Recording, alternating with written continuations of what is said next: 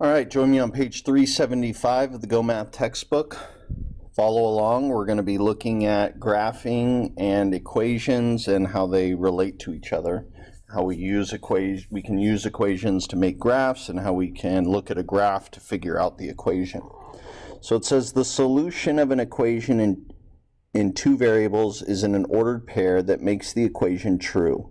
For example, the ordered pair 2, 5 is a solution for the equation y equals x plus 3 because 5 equals 2 plus 3. So they just plugged in 2 for the x and then 5 for the y.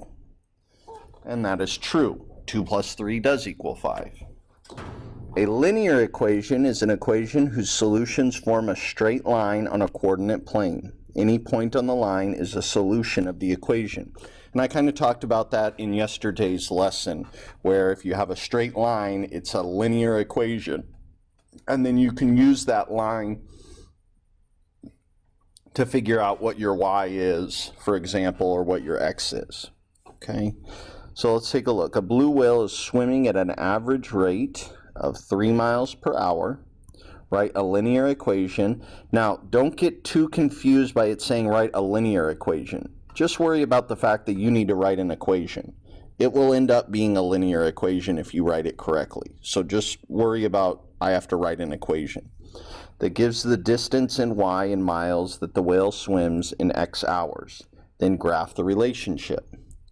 And our little side question, what formula can you use to help you write the equation? Well, let's write that equation. So the distance, we don't know the distance, so that's going to be our d or our y equals, and then our rate, we know our rate is 3 times time, or we can say that's x. Now, again, when we did distance, rate, and time, we used d and t, but you can use y and x as well, and that makes it a little bit easier if you think of it as y and x when you go to graph, because the y is obviously along the y-axis and the x would be along the x-axis. Okay, step 2, find ordered pairs that are solutions of the equations. So they're just saying, hey, put a 1 in for x and see what you get. Put a 2 in for x, see what you get. So our equation was y equals 3x. So 1, if I plug in a 1 here, 3 times 1 is 3, so they got a 3 for y. 2, well, 3 times 2 is 6, so it's going to be 2, 6 is my next point. And then what if you put in a 3 for x? Well, 3 times 3 is 9. What if you put in a 4 for x? 3 times 4 is 12. So here our x is 3 and our y is 9, so 3 and 9. Here our x is 4 and our y is 12. It always goes x then y. Okay, and now let's graph it. Well, when the x was 1, so my ordered pair was 1, 3, so I ran over to 1, and then 3 is just past 2, right in between 2 and 4, so they put a point there. That's this point. Then I run over to 2, I rise up to 6. That's going to put a point right here. Then I run over to 3, and I always start back at my origin. And then I rise up to 9. 9 is going to be right between the 8 and the 10, right about there. Again, it's an estimate because it's not right on, but that's okay. And then my last ordered pair, 4 and 12. So I run to 4, and then I rise up to 12. Okay.